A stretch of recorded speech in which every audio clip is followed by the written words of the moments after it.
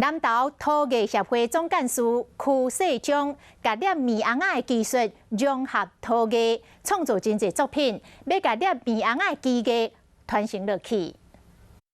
大家敢看出桌顶的金蕉打真的是真的，这就是伫咧早期庙会闹节庆的时阵，常常会当看到的捏棉红仔。那有很多老师鼓励说啊，你不要再玩捏面人了啦。那我才毅然决然想说，我就把我的技术融入在陶艺上面。花20几岁就开始捏棉红仔的曲世忠，对这项文化传承尽心尽力。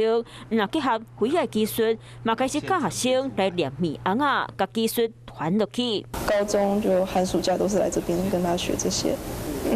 至少我学会之后，可以再晚一点失传。捏棉红仔是一项真有传统文化技术，曲世忠用家己的双手将过去所学来技术放伫伊的作品，希望当有较侪人会当透过伊的作品来更熟悉这项文化。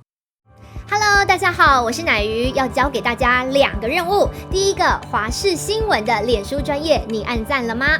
还有华视新闻的 YouTube 频道，赶紧订阅起来，还要记得按赞，开启小铃铛哦。